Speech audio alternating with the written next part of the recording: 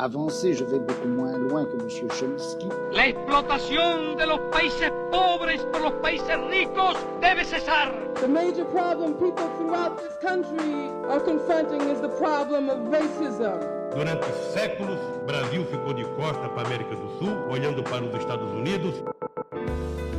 Olá, você que está acompanhando mais um episódio do Storycast, agora que estamos na nossa segunda temporada. Meu nome é Gabriel Giacomazzi, eu sou mestrando em História pela URGS e estou dividindo a mesa essa noite, virtualmente é claro, com meu colega Kelvin Silva, que também é Storycaster e mestrando em História pela PUC, e temos a honra de receber o Pedro Martins Criado, que é mestre em Letras Árabes pela Universidade de São Paulo, USP, e vai falar com a gente sobre geógrafos árabes, geografia árabe, ciência árabe de maneira geral, né? Por que não?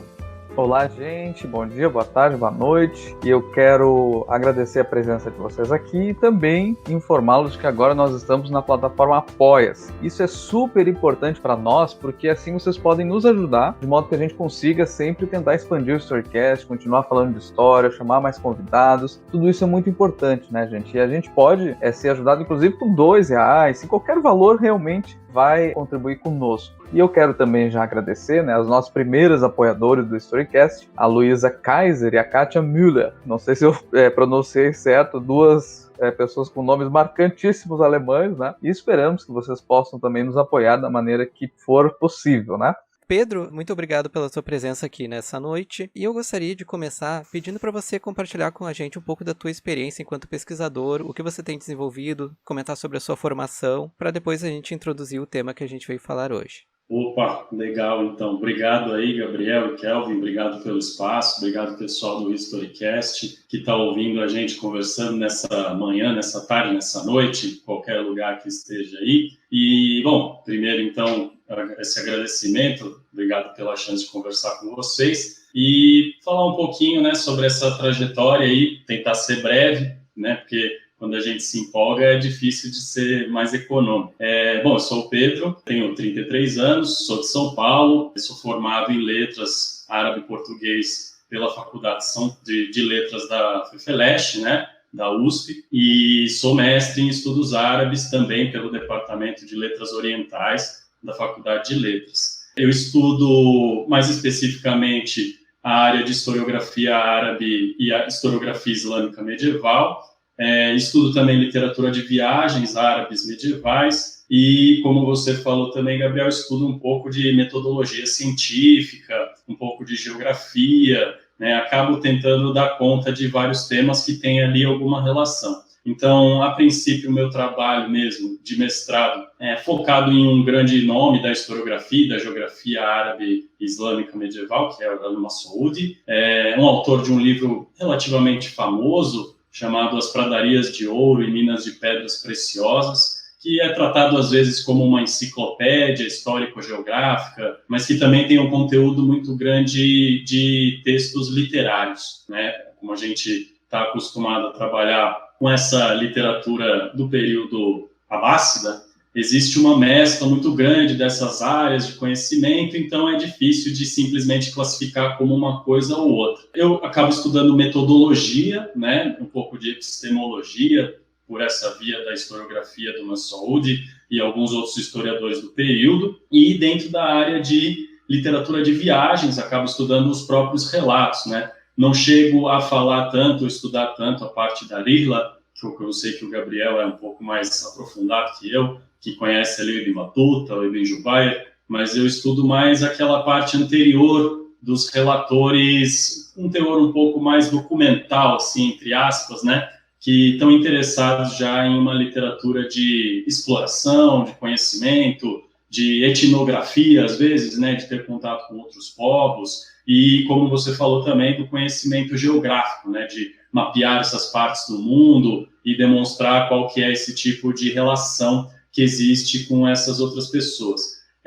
Eu atuo como pesquisador, né, espero em breve, inshallah, estar no doutorado também, fazendo ainda a continuidade dessa pesquisa, e trabalho como tradutor, né, então, como a minha especialidade é na área de letras, a princípio a minha formação é voltada também para o estudo linguístico do árabe, de aprender o árabe, de falar o árabe, ensinar o árabe, né? Cheguei a morar durante um ano no Cairo, no Egito, então tive essa oportunidade de estudar árabe também em país árabe, e depois disso trabalhar um pouco mais com a tradução. E nessa oportunidade de trabalhar com tradução, né, tive também, acho que a grande chance para mim até agora talvez tenha sido o trabalho que eu tenho com mais carinho assim para mim, que é da viagem do Ibn Fadlan, que é um grande viajante, aí, um grande nome da tradição das viagens do período medieval, e acabei assim conseguindo ter essa publicação e conseguir ter essas conversas também com outros colegas, outros amigos, outras pessoas interessadas nessa área.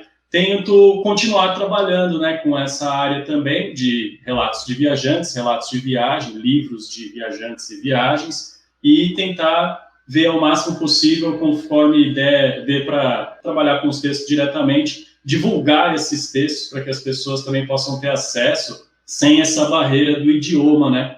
Então, acho que, para mim, o meu grande mote, com certeza, é essa empreitada, assim, de tentar trabalhar com essa literatura, visando exatamente providenciar algum tipo de contato, né? Providenciar que as pessoas também possam ler esses textos, não fiquem só ali restritos ao nosso intermédio, né? As pessoas que precisem aprender, de repente, a língua e fazer uma espécie de interpretação, que sempre é uma etapa a mais, né? Então, acho que a tradução ela é um benefício muito grande nessas situações. O próprio Massaoud, o autor que eu pesquiso, também tento traduzir, tento apresentar para as pessoas conforme possível. No meu mestrado tem um pouquinho de coisa traduzida, no doutorado espero conseguir traduzir mais ainda. E, com o tempo, espero abranger cada vez mais autores e mais textos e tentar trabalhar com essas questões. Então, acho que isso é um resuminho, assim, já acho que me estendendo muito, mas que dá para dar uma ideia, mais ou menos, dessa linha que eu tento focar. Pedro, que legal, parabéns pela tua produção, pelas suas pesquisas, fiquei super admirando. E eu queria até te perguntar como é que surgiu essa ideia, essa vontade, né, de estudar mais a língua árabe, de tradução, como é que foi isso? Desde sempre, assim, desde muito jovem, tu já teve essa ambição, como é que aconteceu? Kelvin, é interessante isso, cara, essa pergunta sua, porque, na verdade, quando eu prestei vestibular, né, sendo sincero para vocês, a primeira vez eu prestei para História, e eu sempre tive esse interesse, esse objetivo, de alguma forma, de trabalhar com conteúdo histórico, historiográfico. Só que em um dado momento eu pensei, bom, na verdade, eu tenho um interesse muito particular, né, que era essa questão da história islâmica, mais especificamente do período que a gente chama de Islã clássico, né? Porque exatamente por esse mesmo motivo que eu tentei falar no começo, que é essa falta de acesso que a maioria das pessoas tem para estudar esses assuntos a partir da fonte. Então, uma questão que me motiva muito em relação a esse trabalho é essa ideia de que, para estudar Idade Média, principalmente, o que a gente convenciona de Idade Média dentro da historiografia ocidental, para mim é imprescindível aprender de alguma forma árabe, porque ao passo que a gente tem aquelas concepções também bem distorcidas sobre o medievo ocidental, o medievo nos países árabes, né, no mundo islâmico como um todo, ele é riquíssimo. Então, é um período histórico que acaba ficando inacessível por essa questão linguística. Então, isso para mim foi uma motivação muito grande. Em algum momento eu precisava estudar árabe clássico para aprender a ler esses textos. E aí, com o tempo, eu fui me aperfeiçoando e pensando, bom, tem como fazer esse estudo trabalhando com a língua em relação a esse tipo de corpus, né? Em relação ao corpus histórico historiográfico. Então, eu acabei chegando por essa via do linguista, mas a minha intenção inicial sempre foi muito motivada pela história, né, pelo conteúdo das fontes em árabe. Então, para ter acesso a essas fontes, eu percebi que o que era mais garantido era que eu fosse aprender a língua. Então, eu não tenho parentesco, eu não tenho família de origem árabe, nem nada do tipo. Então, foi uma motivação, né, meio que um chamado do universo mesmo, né, nessa direção de falar, bom, eu quero, de alguma forma, poder estudar esses assuntos, poder estudar essas questões sob o ponto de vista de quem, de fato, estava vivendo essas questões. Porque talvez a gente tenha acesso ali a uma fonte ou outra falando dos árabes e dos tais dos sarracenos, né? Só que de fora. E isso, para mim, era uma questão que sempre foi um pouco um incômodo, um obstáculo. Então eu pensei, bom, preciso de alguma forma estudar o árabe para ter acesso ao que essas pessoas dizem delas mesmas, né? O que essas pessoas dizem por si mesmas, como elas dizem, como elas escrevem, como elas contam a própria história, como elas contam a história do mundo e assim por diante. Então isso sempre me motivou muito, essa pesquisa linguística. Ela tem um fundamento, sim, de eu tenho sempre também me interessado por linguagem e por gramática, né? Sou professor de gramática do português, inclusive, mas de também ter tido essa necessidade de acessar essa língua, porque as informações que eu tinha curiosidade, tinha interesse e sabia que tinha uma importância muito grande, estavam ali naquela língua. Então, para mim, essa foi a grande motivação, talvez, a possibilidade de acessar esse conhecimento dito por quem viveu esse conhecimento.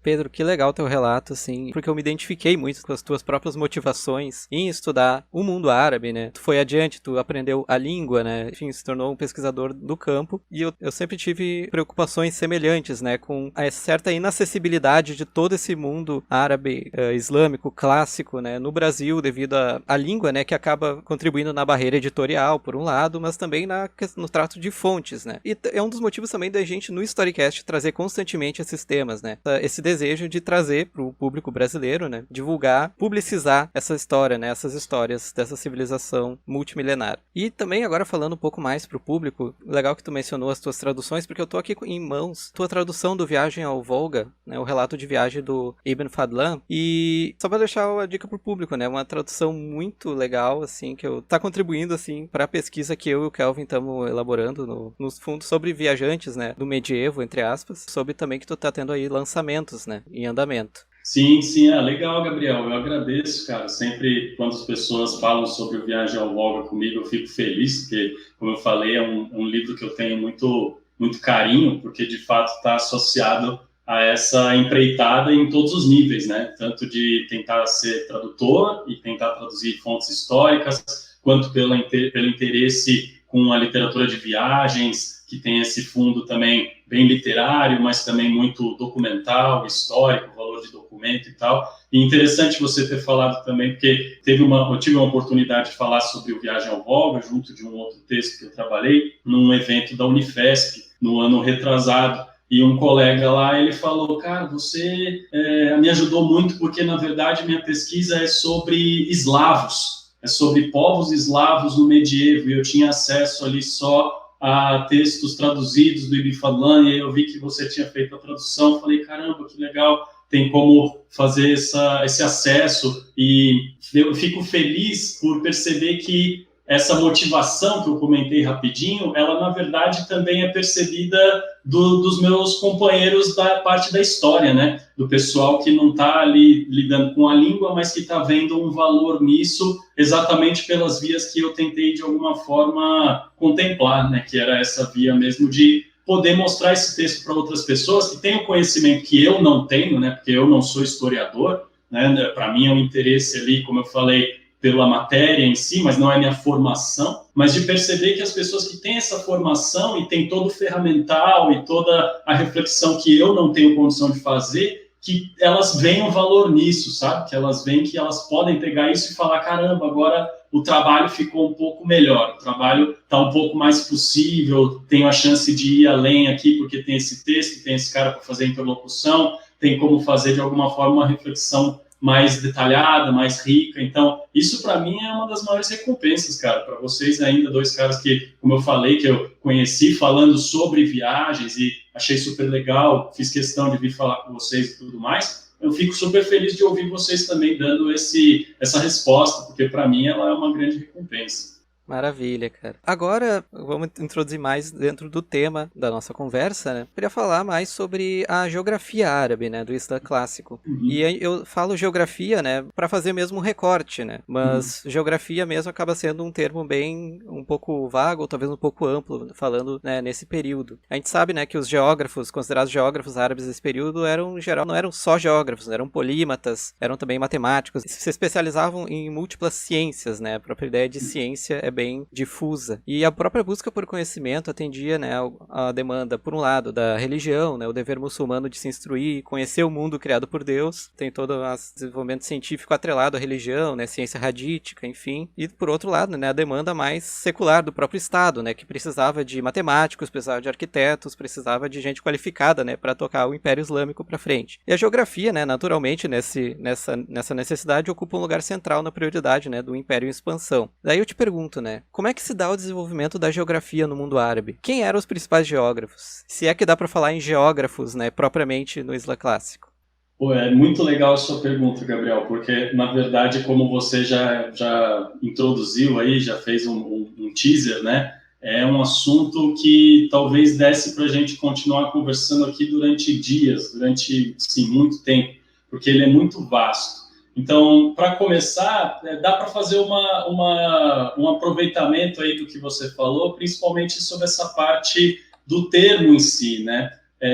Em árabe, usa-se o termo geografia, né? Usa-se o termo que é derivação direta do grego, porque esse termo ele foi introduzido na língua árabe, nos pesquisadores de língua árabe desse período, através das obras do Ptolomeu, né, própria Geografia, e do Marino de Tiro, também uma obra chamada Geografia. Então, essa palavra ela já foi incorporada muito cedo nessa tradição. Ela não foi incorporada logo de cara, porque, como você falou, as origens da prática geográfica entre os próprios árabes e muçulmanos, ela teve outra motivação. Então, a gente pode começar desde o próprio começo do Islã, né? O Islã que se marca ali com o Alcorão, tem indícios dentro do texto do Alcorão que são de conhecimento geográfico. Então, as passagens que falam sobre a divisão do céu e da terra, e aonde se põe o sol, coisas do tipo, como você falou, os hadiths do profeta, né, os hadiths de Muhammad,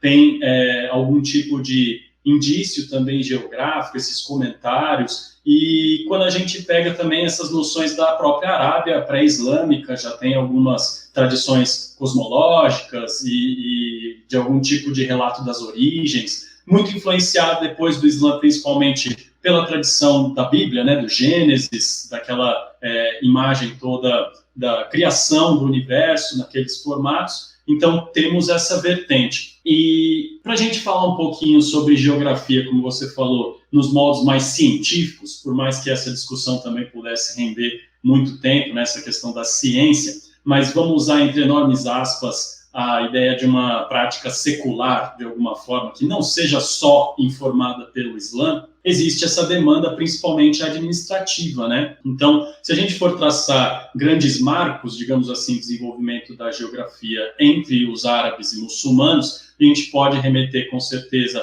à própria empreitada da Casa da Sabedoria, o período das traduções, em que foi quando se comissionaram as traduções do próprio Ptolomeu, e quando surgiram esses funcionários que estavam ligados a outros tipos de práticas científicas, né? Acho que o maior nome deles desse início, com certeza, é um cara que nós já ouvimos falar por causa da matemática, que é o Al-Khwarizmi, né? Muhammad ibn Musa Al-Khwarizmi, que foi o grande tradutor e revisor da geografia do Ptolomeu. Ele fez ali as suas correções baseadas em conhecimento gerado pelos próprios árabes, povos muçulmanos que estavam naquele momento, coexistindo, convivendo, e essa tradução talvez tenha sido a mais influente. Então, nesse sentido, a gente já pode dizer, então, que uma das grandes influências para o desenvolvimento da geografia árabe é de origem grega, né? Não só de Ptolomaico, mas também do Marino, próprio Timeu do Platão, ou as obras do Aristóteles, né, metafísica,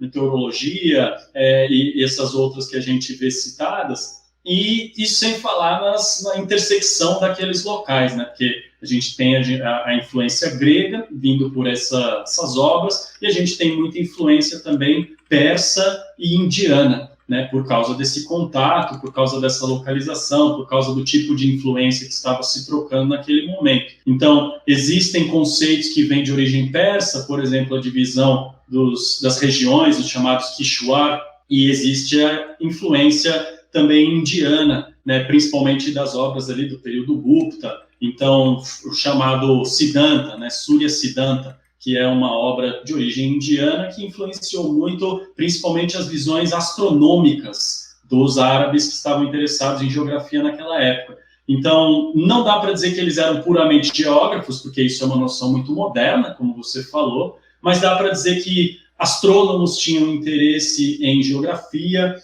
matemáticos tinham interesse em geografia, depois de um certo momento, os historiadores tiveram interesse em geografia, e isso começou a ser incorporado também como um tema literário. Então, a prática que a gente chama hoje de adab, né, que é, em grandes termos, uma certa forma de prática literária, estavam também interessados em temas geográficos. A gente pode pensar em práticas anteriores a essas influências, mas já de origem árabe também, a partir dos interesses administrativos que você falou. Então, os primeiros nomes de origem árabe, ou na verdade de origem islâmica, porque muitos deles também eram persas, que escreveram sobre geografia, grandes obras de geografia, um cara chamado Ibn Khordadbeh, ele era de origem persa, mas talvez o autor da primeira obra originalmente escrita em árabe, que é reconhecida como geografia, que é o Kitab al-Masalik wal-Mamalik, que é o livro das rotas e reinos. Ele era um funcionário de uma instituição chamada Barid,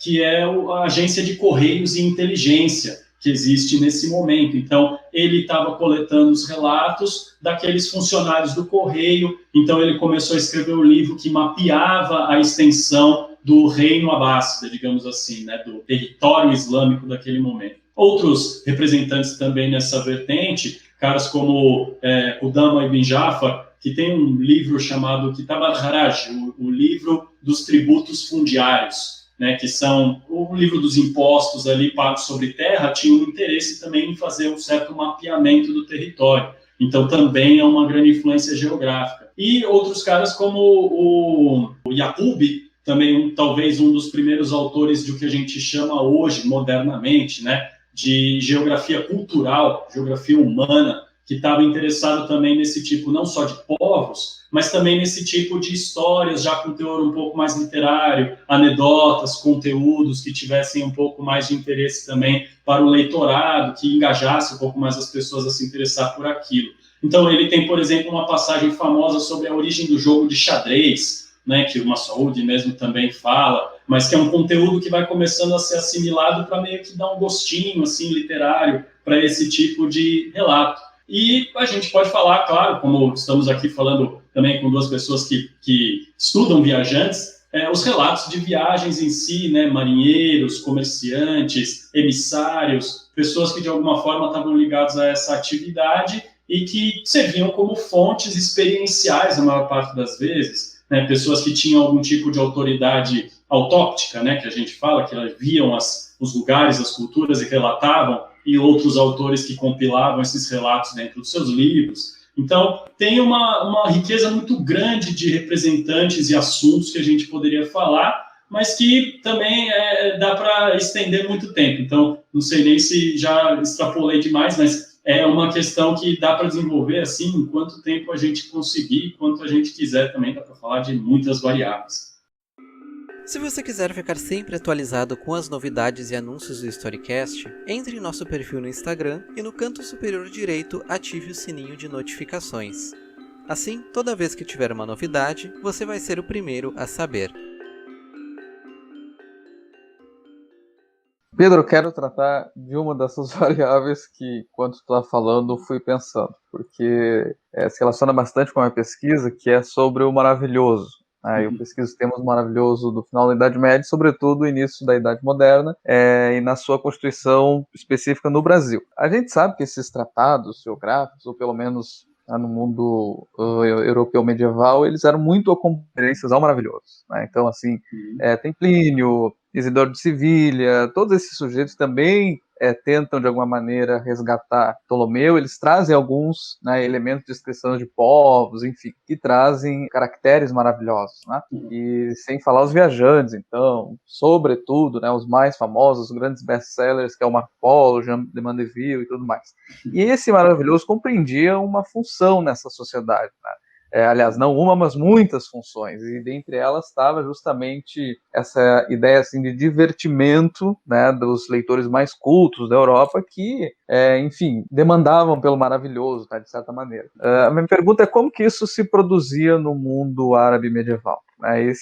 Como é que era esse apelo ao maravilhoso, no sentido de quem lia, né, quem lia essas obras demandava também, assim como os europeus, um tipo de conhecimento que hoje a gente chamaria de exótico, e como que se produzia esses caracteres do maravilhoso, né? Porque eu sei que há mapas constituídos por árabes, inclusive no início do século XVI, que trazem, por exemplo, monstros, entre outros elementos assim, né? Como é que era essa constituição? Se me permite, Kelvin, complementar também a sua pergunta, nessa literatura geográfica árabe, se a gente pode falar assim, esses elementos que o Kelvin mencionou, do maravilhoso, do fantástico, eles têm uma manifestação ou é algo mais empírico? Interessante, porque as duas coisas podem ser abordadas tanto em conjunto quanto separadas, vamos dizer assim. O maravilhoso, ele é uma tópica também na literatura árabe medieval, né, que a gente chama a literatura das ajaib, né, ajaib maravilhas. Então, existem muitos relatos que se enquadram nessa categoria e que a gente, com certeza, pode identificar um valor literário. Então, exemplos muito simples disso, né, no próprio Viagem ao Voga, que o Gabriel comentou, aparecem ali menções, por exemplo, ao corpo de um gigante. Né? O próprio Ibn Fadlan relata que o lugar em que ele estava tinha esse tipo de relato de que havia em um dado local o corpo que antes era de um gigante. E aí ele pede para ir ver o corpo do gigante e ele, de fato, fala, olha, eu vi ali o corpo do gigante e ele tem 10 braços de comprimento, uma coisa desse tipo. Então, cria essa atratividade, com certeza, cria uma espécie de nível literário da leitura, né, que dá um deleite para essa leitura, porque, às vezes, se a leitura é muito burocrática, muito técnica, muito fechada, eles já tinham uma noção de que isso não ia ter um alcance tão grande, ia ficar um texto muito protocolar, então era difícil que atraísse muitas pessoas. Então, com certeza, esse tipo de relato tem alguma qualidade que visa apelar para esse tipo de atratividade, né? Para você atrair o leitor também para ver isso. Um caso específico que eu conheço um pouco mais, que eu acho que Kelvin vai gostar também, é o outro viajante que eu estava comentando quando eu falava do Ibn Fadlan, na verdade, um viajante que a gente não sabe se ele é histórico ou um personagem, que é o chamado Salam, o intérprete, que está no próprio Rotas e Reinos, que eu falei anteriormente, um dos relatos que está ali. No próprio Rotas e Reinos, o autor, não, Ibn Khuttab, ele fala que o Salam era um emissário do califa. Então, o califa Al-Mu'tafiq Billah acordou de sonhos intranquilos uma certa noite e tinha sonhado que se rompia a mítica barreira de Gog e Magog, né, o Yajuj e o Majuj, que são figuras, para os bons leitores aí dos textos religiosos, são figuras ligadas ao Apocalipse, né? Então, nessa geografia medieval, pelo menos dentro da tradição árabe, esses povos eles são tratados como uma região geográfica do mundo, na maior parte das vezes atribuídos ao que hoje seria a Sibéria, ou a China, ou partes mais remotas da própria Ásia, e são, como a gente falou, povos de aparência monstruosa, povos de comportamento violento, agressivo, muito ligados também ao chamado romance alexandrino, né, as histórias ligadas a Alexandre o Grande. Dentro da tradição islâmica, você tem essa personagem que faz, às vezes, do que na história bizantina se reconhece como o Bicórnio, né, Alexandre o Bicórnio, ou que no Alcorão mesmo é chamado de Dhul-Qarnayn, que literalmente é a mesma coisa, dotado de 2 chifres, ou seja, o bicórnio. E ele teria construído essa barreira. Então, essa barreira, ela com certeza é uma forma mítica desse tipo de situação que pode ter um fundo histórico, que, como a gente pode imaginar, é um tipo de reforço geográfico, um muro ou um portal, alguma coisa que impedia que outras nações, talvez hostis àquelas nações fronteiriças, ficassem pilhando e saqueando e tivessem ali uma certa atitude agressiva. Então, tem uma função prática também em você, de alguma forma, bestificar essas imagens porque elas oferecem algum tipo de risco.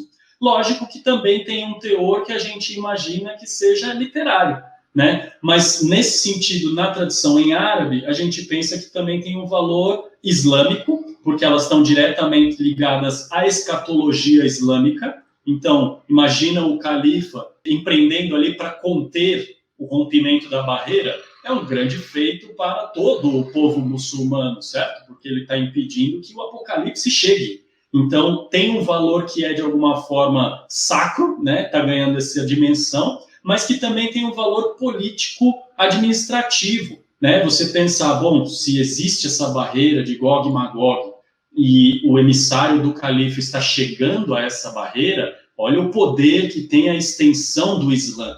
Olha como o Islã chega até as regiões mais remotas do mundo. Então, existe também esse fundo de você pensar, esse relato ele serve sim para conferir uma certa cor literária para aquele texto, mas ele também tem essa finalidade prática de demonstrar uma certa atividade muito abrangente. Olha como esses viajantes chegam aonde ninguém mais chega, né? Olha como eles têm condições de alcançar esses lugares remotos. Então, esse tipo de conteúdo, ele tem esse valor que pode ser visto dessas duas maneiras, eu acho. Pode ser visto tanto por esse aspecto deleitável, mas com certeza surte um efeito prático, porque uma coisa que a gente tem que ter em mente também é que na cabeça desse leitor, desse momento, né, tá lá no século IX, século X, essas nações são reais, elas existem, percebe? Elas são representantes de uma certa ideia que é uma ameaça real. Isso não é ficção, isso não é fantasia,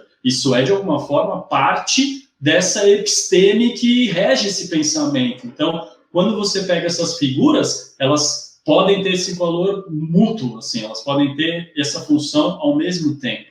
Pedro, que legal. Especificamente sobre o Gog e Magog, o Jean de Mandeville fala que lá estão contidos judeus que, enfim, em algum momento sairiam, né, das muralhas que Deus acabou fechando, que na realidade são grandes montanhas, conseguiriam sair dali e invadir a Europa, né, sendo conduzidos pelo anticristo, toda aquela coisa. O Marco Polo fala que esse povo, na verdade, eram os sarracenos, como eles chamam, né, eram os árabes, os muçulmanos. O que os muçulmanos diziam? Quem eram os ameaçadores Gog e Magog que poderiam destruir a civilização muçulmana medieval?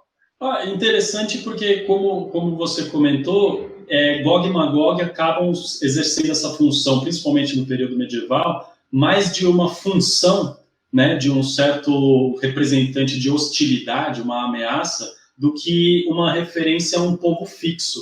Então, para você, como você ilustrou, Kelvin, o Marco Polo se refere aos próprios sarracenos, né, aos próprios muçulmanos, aos árabes que estão ali próximos, como se eles fossem Gog e Magog, né? Não dá para cravar com certeza e falar, olha, para os muçulmanos, para os árabes, eles eram com certeza este povo aqui. Mas existem várias teorias, né? Acho que a principal delas é que eram formas de se referir às tribos nômades das estepes, né? Então, turcos, mongóis e povos que de alguma forma tinham essa prática muito associada a uma atitude belicosa, né? A uma força de fato agressiva, talvez hostil e violenta, e que também tinham ali algum tipo de status social que os próprios muçulmanos, os próprios árabes olhavam com um certo desdém, de falar, olha como eles são primitivos, desorganizados, eles vivem aí com esses hábitos que a gente condena e tal, por mais que o próprio nomadismo em si não fosse um aspecto que eles condenassem,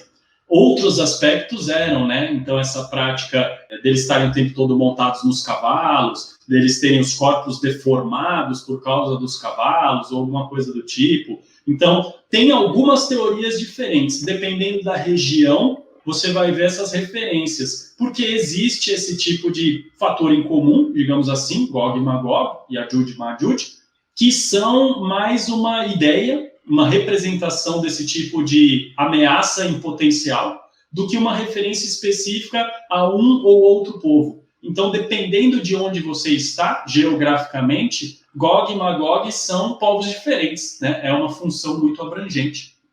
Perfeito, muito interessante toda essa possibilidade que a gente tem, né, de pensar os relatos de viagem, esse imaginário escatológico, tanto no Ocidente quanto no chamado Oriente, né? Voltando um pouco, assim, porque eu estava lendo a tua dissertação ao longo dessa semana e me chamaram algumas questões muita atenção, assim, conceitualmente falando, sabe? E especialmente o conceito de Adab, né, que tu chegou a mencionar anteriormente. Agora voltando também mais pro Islã clássico, né, menos pro séculos 14, 15, enfim. Eu gostaria que tu falasse sobre esse conceito, porque ele seria então essa visão de um conhecimento um pouco em contraponto ao conhecimento religioso, né, o ilm, né, que a gente poderia supor pelo que eu estava lendo, né. Eu estudei por um tempo, né, com o meu projeto com o Kelvin, as Rilas, né, que é esse gênero literário, né, por público, assim, que relata a viagem religiosa, né, seja o Hajj, né, a peregrinação para Meca, e a própria busca por esse conhecimento religioso, por esse ilm, né, por ijazas, enfim. Inclusive, quem quiser, né, que está ouvindo, ouvir o episódio 21 da primeira temporada do Storycast, que é sobre o Ibn Battuta, né, que talvez seja o maior desses viajantes, aí fica a dica. Mas me parece, assim, lendo o teu trabalho, que o conhecimento religioso, né, e o Adab, no caso, constituem polos distintos. Procede isso? Não dá para a gente fazer essa contraposição tão marcada, né, tão pura, digamos assim, porque existe essa tendência das mesmas pessoas se envolverem nas duas práticas. Então, a prática do ilm, como você falou, Gabriel, é uma prática totalmente associada ao conhecimento, digamos assim, refratado pela lente do Islã. Então, você tem essa noção de que o ilm é uma tarja sacra, é o conhecimento que advém de Allah. Todo conhecimento advém de alguma forma de Deus. Então, você tem como classificar tudo que é conhecimento como ilm. Só que aí está a ideia. O Adab, ele parte, na verdade, de um tipo diferente de origem, que teria uma relação um pouco mais social, um pouco mais cultural, também entre enormes aspas, né? Essa palavra é sempre complicada de usar com tanta categoria, mas é interessante da gente delinear um pouquinho. Adab é uma palavra que, originalmente, no árabe, né, tem uma etimologia disputada, né, não é pacífico, mas está associado à ideia do decoro, né, da etiqueta, digamos assim, do protocolo. Né? Adab são modos, digamos assim, é aquele tipo de prática que você precisa ter dentro de cada circunstância para se adequar a cada circunstância. E aí a gente tem a evolução desse termo dentro da língua árabe, conforme a história árabe e a história islâmica vão se desenvolvendo. Então, o primeiro adab que a gente pode imaginar como uma coisa mais ligada à literatura é o que a gente chama do adab dos escribas, né, que são aquelas figuras associadas à corte dos califas, principalmente no final do período omíada para o início do período abássida. Então, estamos falando do século 8, né, 700 e tantos, e aí a gente tem figuras como Ibn al-Muqaffa ou Abdul-Hamid al-Katib, né? Al-Katib é o escriba. Então esse título aparece em vários nomes, o escriba. Essas figuras, elas estavam muito associadas a um tipo de prática que hoje a gente reconhece como, digamos assim, o embrião da literatura no mundo árabe, na língua árabe pelo menos, porque eles estão ligados a essa noção de que como você precisa se portar perante os soberanos, como você precisa agir de acordo com os califas, os sultões e os outros conviventes da corte. Então, eles estão interessados nesse tipo de decoro, digamos assim, nesse tipo de etiqueta. E dentro desse decoro, você tem também os conhecimentos que um escriba deve aprender para melhor servir aos seus soberanos. E aí a gente tem, então, um potencial que é de uma espécie de conhecimento que não é só islâmico, mas sim um conhecimento ligado aos conhecimentos humanos, culturais, práticos e, de uma forma, com uma estética agradável, né? Porque como você está convivendo na corte, você precisa se comunicar, se expressar de uma maneira eloquente. Isso é muito valorizado desde a tradição pré-islâmica, né? A boa expressão. Por isso a força da poesia, por exemplo, na época pré-islâmica que a gente tanto estuda. Então, a gente tem esse início, digamos assim, do adab enquanto prática de alguma forma literária associada a essa figura dos escribas. Só que aí, com a chegada do período abássida, a expansão dos funcionários do califado é muito grande, porque principalmente ao final do período omíada, existe um privilégio muito grande dos árabes étnicos, as pessoas de origem árabe mesmo, das tribos árabes, para desempenho de funções dentro do califado, desempenho de funções governamentais e etc. E isso cria, quando esse universo se expande e começa a abarcar vários povos que não são etnicamente árabes, isso cria uma sensação de favorecimento. E começa a semear entre esses outros povos, os persas, né, os próprios turcos, os indianos em um outro momento, né, povos do norte da África. Isso começa a despertar um certo sentimento de que, bom, na verdade nós precisamos também valorizar a diversidade que existe fora só dos árabes étnicos. Então, inicia-se principalmente um movimento chamado Shoubia, né, do popular. Né, Shoub são os povos. Então, essa reação, digamos assim, ao favorecimento faz com que haja uma demanda para que comece a se tratar dos temas que não são só árabes, mas também dos temas que estão fora do universo árabe. Lógico que expressam em língua árabe, mas que não são originalmente da Península Arábica, das tribos e tudo mais. E aí a gente tem grandes representantes, principalmente durante o século IX. O nome que a gente pode mencionar com certeza é Al-Jahrith. Al-Jahrith é visto como talvez um dos primeiros literatos da tradição de língua árabe, porque ele pegou também essa prática do adab e falou, então, peraí, então isso daqui, na verdade, é um sistema que me permite produzir conhecimento para além dessas fronteiras só do Islã. Então, eu posso continuar sendo um muçulmano e falar sobre conhecimentos que não são de origem islâmica, sobre povos que não são árabes e sobre outras ideias e culturas. Então, nessas a gente tem uma expansão desses horizontes, como eu falei, que vai abarcar uma série enorme de conhecimentos que também não é um conhecimento só ligado à prática canônica do Islã, a Sunna e aquilo tudo. Então, a gente tem como pensar no adab como uma tarja em expansão a partir de um dado momento. Ele se expande, passa a abranger vários outros saberes. Esses saberes têm que ser tratados de uma maneira eloquente, com um bom árabe, e tem que, de alguma forma, entreter a sua audiência, né? Tem que interessar as pessoas. Então, inclui-se essas outras histórias anedóticas, a prática da digressão, né, de mudar de assunto, falar de várias coisas assim ao mesmo tempo, começa a ser valorizada como uma habilidade também literária, porque entretém, porque engaja a audiência e tudo mais. E aí, mais para frente, a gente vai chegar numa acepção já um pouco mais especificada do adab, tanto que hoje a gente usa a palavra adab em árabe para dizer literatura. Né? Literatura em árabe, essa prática que nós chamamos aqui de literatura, tanto a literatura no sentido da massa textual, quanto a literatura no sentido das belas letras, né? da boa escrita, da eloquência e tudo aquilo que a gente falou. Então, o adab é uma tarja também que poderia ser tratada durante muito tempo. É uma palavra dificílima de definir, porque ela tem essa evolução, ela vai servindo esses diferentes fins, conforme essas demandas vão se apresentando para essa realidade árabe-islâmica. Muito interessante mesmo. E pensando aqui, dentro dessa tradição do adab, onde é que entra o Al-Masaudi, que foi o teu objeto maior de pesquisa?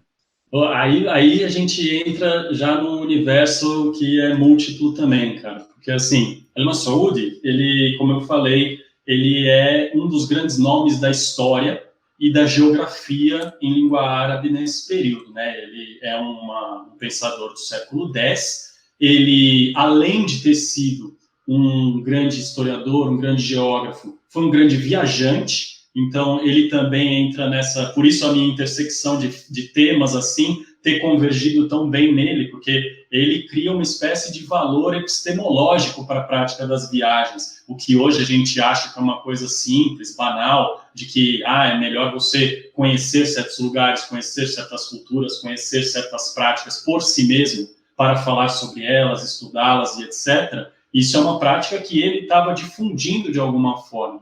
Por quê? Masaudi, ele está num momento de intersecção desse adab, ou seja, da prática da boa escrita, da eloquência, da tradição literária em curso, com o chamado Ilm al-Akhbar, que seria a ciência dos relatos, né, que a gente atribui muito com parentesco ao que você mencionou mais cedo, Gabriel, que é a ciência hadítica, ou como a gente chama também a ciência profética, que é o estudo dos hadiths do profeta. E se a gente for pegar epistemologicamente, né, metodologicamente, essa ciência está muito ligada a uma prática de tradição. Então, tem um fundamento ali, um pilar central, que é a corrente de transmissores. A gente precisa sempre atribuir credibilidade aos relatos a partir de quem relatou, certo? Então, fulano A disse que fulano B disse que fulano C disse que o profeta disse tal coisa.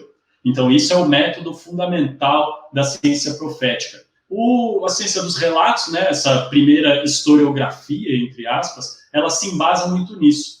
Mas com essa expansão de horizontes que a gente mencionou do ADAP e da diversidade de povos e culturas e regiões, etc., foi aumentando cada vez mais essa necessidade de expandir também o método e de expandir de alguma forma a maneira como se tratava desses assuntos que não eram originalmente islâmicos. Então, como que eu vou falar sobre a história da Índia, ou sobre China, ou sobre lombardos, se eles não são povos islâmicos? Percebe? Então, eu tenho uma demanda que, no meu estudo, eu vejo que uma das primeiras pessoas a se dirigir, identificar essa necessidade foi o Massoud. Então, ele tem esse conhecimento muito vasto da historiografia tradicional, dos hadiths e tudo mais, mas ele também tem essa prática do viajante, da pessoa que fala, olha, tem certos conhecimentos que a gente não tem como aprender só pela tradição, a gente precisa experienciá-los, a gente precisa, de alguma forma, ver para entender, ver para aprender e etc. Então, existe essa intersecção com o viajante e existe essa ideia de que ele está interessado em outra dimensão da história. Ele está interessado também nessa história cultural desses povos. Ele está expandindo o horizonte da história no período clássico, né? Ele está falando sobre assuntos que não são familiares à maioria dos historiadores. Ele está usando esses raciocínios metodológicos que ele também pega da geografia, da astronomia, dos filósofos, e ele está, de alguma forma, aplicando categorias de pensamento diferentes a essa prática historiográfica. Então, um exemplo simples que a gente pode dar agora, por exemplo, o grande filósofo Al-Farabi, que tem uma obra também riquíssima dentro da filosofia islâmica do período clássico, ele e Massoud possivelmente se conheceram. E o Farabi é só um dos exemplos dos filósofos medievais que utilizam as categorias dos existentes, por exemplo, que a gente chama o obrigatório, o possível e o impossível. Antes desses caras, isso não estava aplicado à história. Mas o Massoud é um cara que aplica isso à história, por exemplo. Ele fala, olha, tal relato, ele não depende tanto da corrente de transmissão, mas ele depende sim de um certo raciocínio, de uma certa análise crítica, de algum tipo de pensamento que permite que a gente entenda que, olha, essa história tem um fundamento de verdade, ela está no ramo do possível, ou essa história não tem um fundamento, ela faz parte do impossível. E ele vai, então, mesclando essas noções metodológicas, e ele vai mudando a maneira como ele pensa a partir dessa mesma matéria que até então era tratada só pela tradição. E uma das grandes contribuições que ele talvez tenha sido um dos grandes introdutores também na história islâmica desse período, a história árabe, é a assimilação dos relatos dos mercadores, dos marinheiros, dos comerciantes. Porque até hoje a gente ouve isso, né? Essa história de pescador, história de marinheiro, não sei o que, isso é uma expressão que é para tirar a legitimidade, né? Tirar um grau de credibilidade, uma validade desse tipo de relato. Mas ele, como tinha esse entendimento muito experiencial da noção de verdade, digamos assim, ele é um cara que reconhece largamente na obra dele, olha, esse relato aqui vem do marinheiro tal, e ele contradiz o que dizem os filósofos, mas em alguma maneira ele tem uma credibilidade autônoma, né? Ele viu isso daqui, ele está relatando de alguma forma algum tipo de informação por uma via que não é a via só da tradição. Então esse tipo de método começa a ganhar uma validade muito grande com a Massoud. E aí acho que um último fator, só para não dizer que também não ilustrei isso, né? Como eu sou uma pessoa das letras, é muito gostoso ler Massoud. Ele é um ótimo escritor, ele é um autor muito eloquente, é é uma pessoa muito preocupada com a boa expressão das ideias, faz inúmeras digressões, às vezes você está lendo ali sobre um assunto que está te interessando pra caramba, ele muda de assunto no meio, aí você fica com raiva.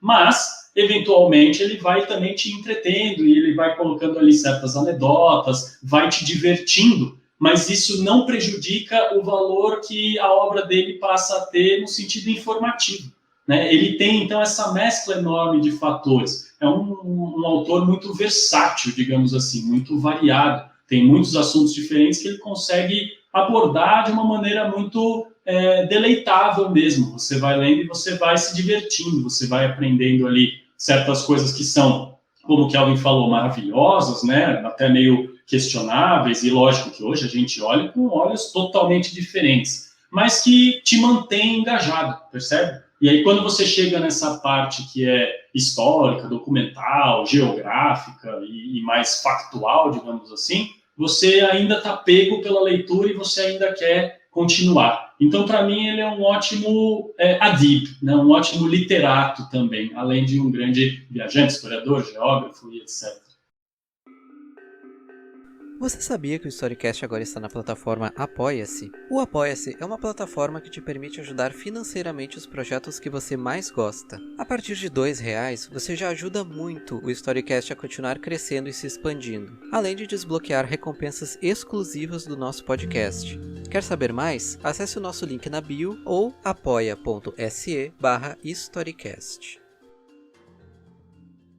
Pensando aqui nessa tua resposta, eu fico pensando se essa valorização da viagem, né, a partir da alma saúde, e também a própria questão da eloquência, da retórica, do deleite, né, a partir do Adab, será que isso não poderia ter tido uma forte influência no próprio desenvolvimento posterior das Hilas? Porque se a gente pega as Hilas, qual é o valor intrínseco do relato da Hila, né? Porque ela confere prestígio ao viajante, né? Porque ele, afinal, ele é a pessoa que foi e que viu, né? Tem essa valorização do testemunho oral, que ela foi lá e viu tais e tais coisas, conversou com tais e tais estudiosos, visitou tais lugares santos, testemunhou tantos milagres, né? E a partir disso acaba conferindo, né, esse prestígio para o viajante. E por outro lado, né, o próprio texto da Hila, ele tem a certa eloquência para cativar, né, o leitor, que pode ser, enfim, por via do mecenato, né, como foi o caso do Ibn Battuta, que até no próprio proêmio da obra fala que o objetivo é deleitar olhos e ouvidos do público, que no caso era o sultão do Marrocos. Então, será que a gente pode ver aí uma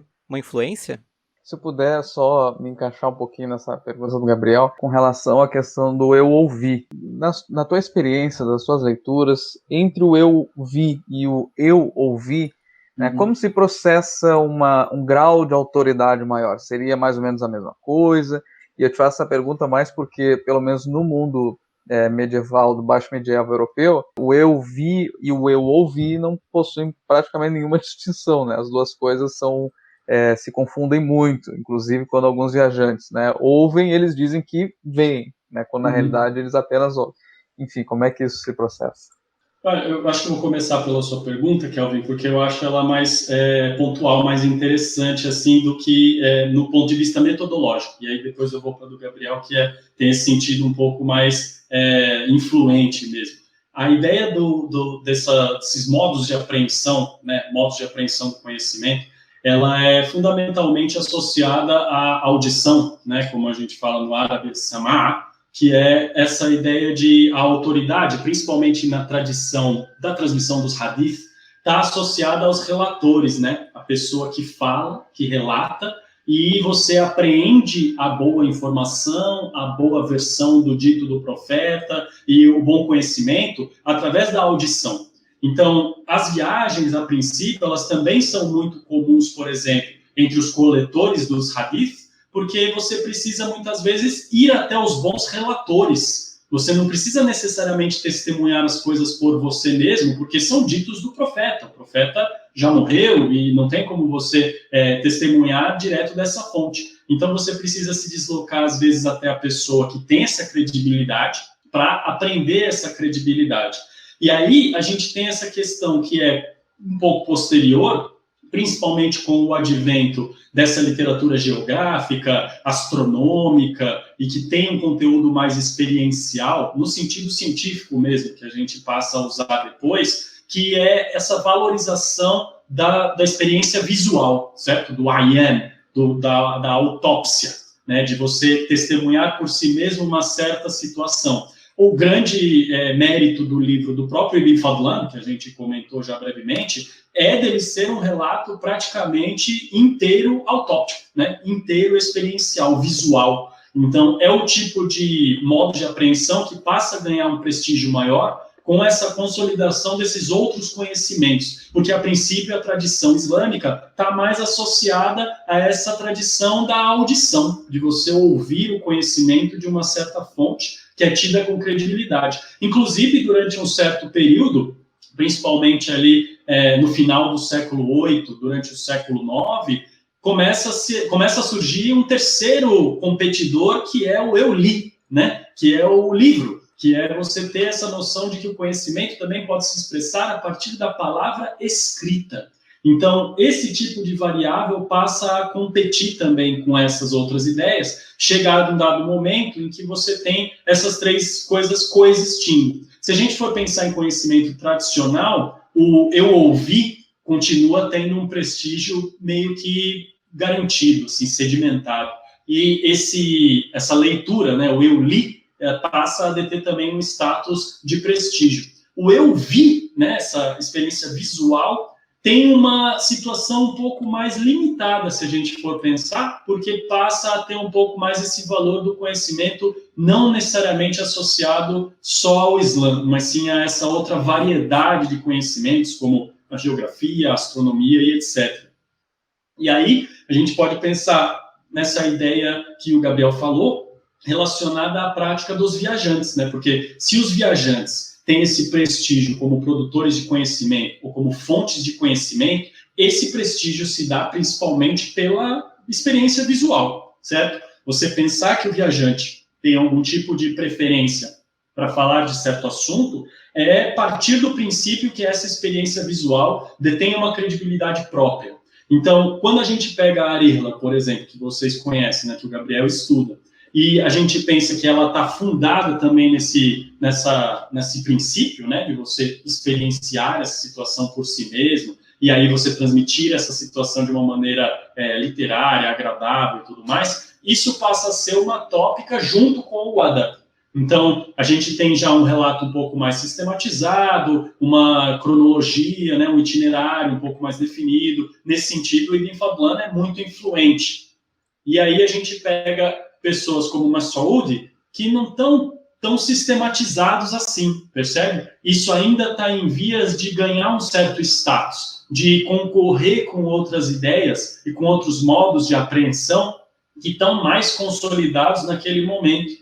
Então, a Arihla, ela tem esse grande advento de transformar essa experiência visual em uma experiência, digamos assim, organizada. Uma coisa que tem uma finalidade, que tem um formato, que tem, de alguma forma, um valor reconhecido. Mas quando a gente fala de pensadores na época do Mas'ud, a gente está falando ainda de uma prática metodológica um pouco difusa. Não tem uma sistematização tão grande, não tem data para tudo que é relato, não tem sequência cronológica nos relatos. A ordem da obra, em geral, é temática, né? Então, primeiro capítulo sobre a origem do mundo, segundo a tradição abraâmica. Segundo capítulo é geográfico, então como se formam os mares, e aí tem uma influência enorme de Ptolomeu, de Aristóteles, uma tradição grega. E aí você tem um capítulo sobre os persas, por exemplo, os persas, os reis dos persas e suas histórias. E ali, lá no meio dos persas, você tem, por exemplo, um momento que ele fala, eu vi na cidade tal, um livro assim, assado, que eu consultei, e que tinha um resumo sobre as ciências legadas pelos persas, etc. Então, esse tipo de relato ele é muito difuso, e ele não está tão ainda sistematizado. Então, com certeza, ele tem uma influência no que posteriormente vai virar o gênero literário da Arihla, mas ele ainda não é exatamente no formato que a gente entende hoje, como essa sequência cronológica de eventos, com essa coesão e com esse tipo de experiência contundente mesmo. O Ibn Fadlan talvez seja o primeiro exemplar que a gente classifica mesmo como um relato um pouco mais sistematizado, com alguma ordem, mas ele ainda tem um fundamento oficial, né? Ele é um emissário, então ele não está tão interessado na produção do ilm, né, na produção do conhecimento islâmico, não tem a peregrinação na viagem dele, é uma missão de um califa que o enviou para ir lá fazer a diplomacia com esse reino. Então, esse tipo de pilar metodológico, ele vai ainda galgar uma certa consagração. Ele ainda não está totalmente definido, ele ainda não está totalmente consagrado, mas ele vem, em grande parte, desse tipo de influência que outras ciências, outros fazeres que tinham um teor mais experiencial, foram tendo sobre a prática dos saberes do Islã. Então, a própria astronomia é um conhecimento altamente voltado para a experiência visual, a matemática na geografia, a própria geografia física, né? Existe essa influência vinda dessas outras áreas que estão ali coexistindo, sem uma diferenciação, sem uma fronteira muito nítida, mas que com certeza estão influenciando epistemologicamente. Não dá para dizer que essa influência se consolidou tão cedo, tanto que a gente costuma convencionar que o primeiro historiador a talvez ter reconhecido esse valor dessa prática para a própria ideia da história foi o ilustre Ibn Khaldun, né, que está muito inspirado em Mas'ud, é talvez o autor que ele mais cita, talvez ali junto com o Tabari, que é um grande representante da tradição dos tradicionalistas, né, dessas pessoas ligadas ao método do Hadith. E ele elogia muito Mas'ud, principalmente por essa questão metodológica. E a gente para e pensa, bom, hoje, se alguém ouve falar em história, historiografia dentro da prática árabe ou islâmica, ouve falar de Ibn Khaldun, né? Porque ele conferiu, de certo, uma ideia mais definida de metodologia, de reflexão filosófica em cima da história, e está muito influenciado por pessoas desse período, que, por sua vez, estão misturando essas práticas em alguma medida. Mas, como eu tento ilustrar sempre, durante muito tempo, até depois do Mas'ud, até chegar no Ibn Khaldun, não existe essa preferência, percebe? Pela experiência autóptica, pela experiência visual. Existe ainda uma valorização muito grande pelo método da tradição. Então, essas coisas estão em constante coexistência, às vezes se sobrepondo, às vezes convivendo pacificamente, mas não chega a ganhar um status de privilégio, não passa a ser o principal método que eles praticam, pelo menos não na história. Perfeito. Pedro, muito infelizmente a gente já está chegando no final. Como tu disse lá no início, é um assunto que a gente podia ficar aqui a noite inteira, poder atravessar a madrugada. Queria finalizar retornando um pouquinho àquela nossa conversa no início, né, sobre a tua formação, sobre o que te motivou, né, a seguir esse caminho, porque eu queria que tu nos contasse o que as pessoas que querem também seguir esse caminho podem fazer, né? Onde é que elas podem encontrar um campo, uma instituição que abrigue um campo de pesquisa nesse sentido, como é que se supera essa barreira linguística, né? Como é que se desperta o interesse para formar mais pesquisadores na área, e finalizando numa questão que eu acho que também é sempre muito cara para nós, que é da educação, né? Qual é a importância da gente abordar a história islâmica, a história medieval islâmica, inclusive mesmo no ensino básico, né? Já é muito difícil ter no ensino superior. A gente sabe que pelo menos em boa parte das universidades, tanto privadas quanto públicas, se foca muito mais na história medieval europeia, se foca muito mais em temas, né, assim, eurocentrados, enfim. Que importância, né, teríamos para abordar de maneira mais vasta, tanto no ensino básico quanto no superior, o tema da história islâmica?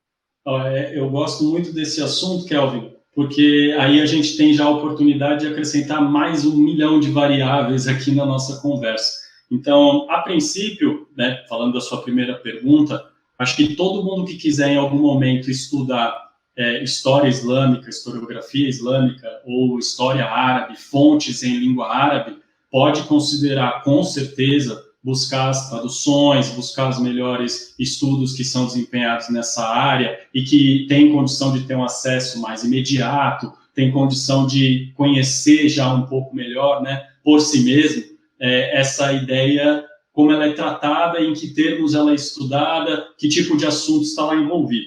A minha recomendação enquanto linguista, né, enquanto tradutor, sempre vai ser busque aprender um pouco da língua, porque você tem, de alguma forma, essa via um pouco mais garantida. E é lógico que a maioria das pessoas vai pensar, não, mas isso é uma empreitada muito difícil, poxa, é árabe, é uma coisa muito diferente e tudo mais. E a minha resposta é sempre a mesma. Sim, é muito diferente, mas isso não significa que é impossível, né? Isso não significa que é uma coisa inacessível. Pelo contrário, é uma coisa totalmente acessível. Eu, como uma pessoa que estuda árabe há muitos anos, posso dizer que é o tipo de assunto, é o tipo de língua que, se você se dedica, você com certeza aprende, né? Não existe essa barreira intrínseca que a gente vê. Às vezes é muito assustador, porque a gente olha aquela escrita diferente, né, e fala, nossa, mas isso eu nunca vou entender isso. Mas passada a barreira da escrita, que sinceramente é a barreira mais simples de transpor no começo,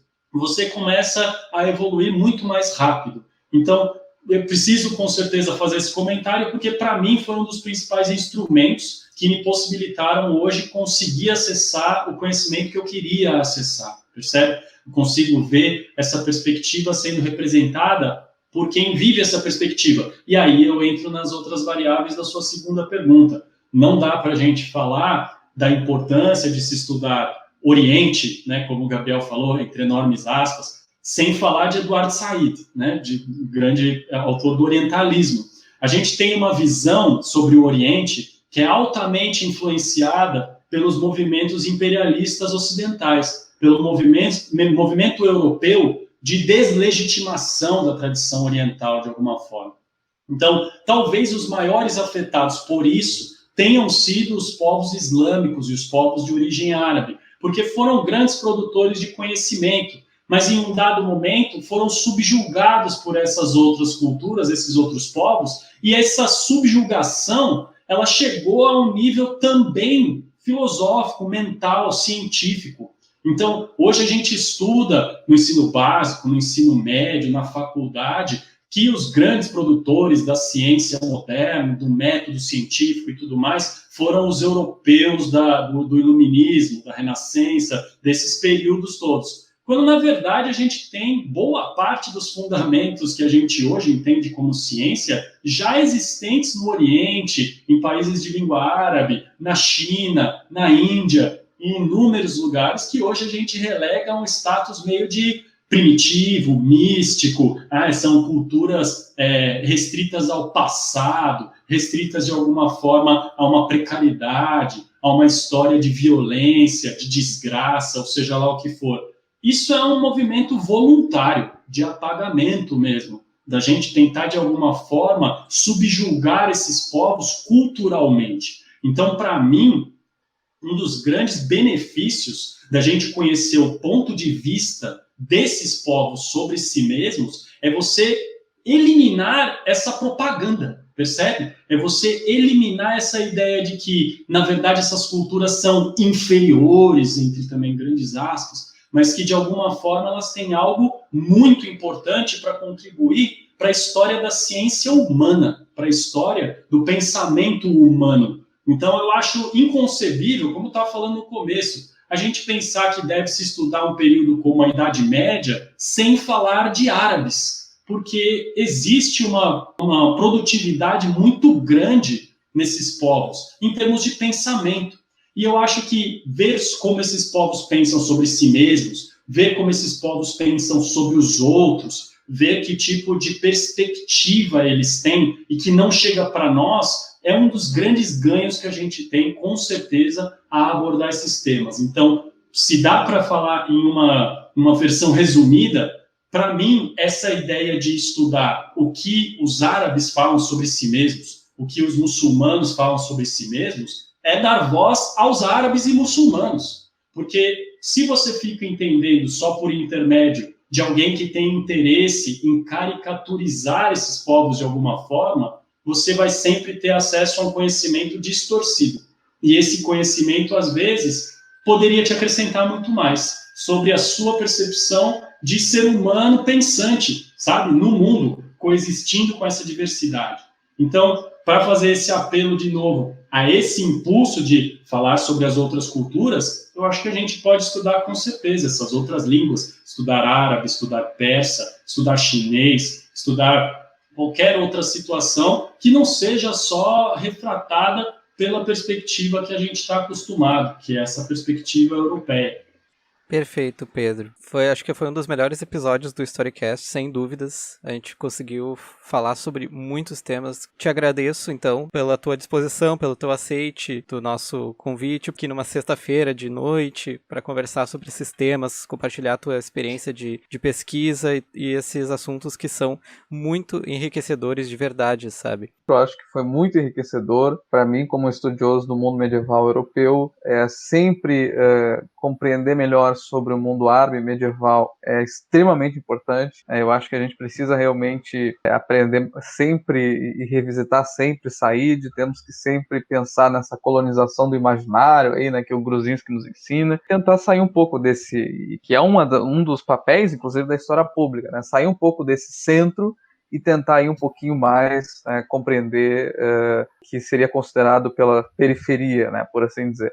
Eu acho que o Pedro nos deu aqui uma oportunidade mais que excelente para isso. Então, super agradeço mesmo.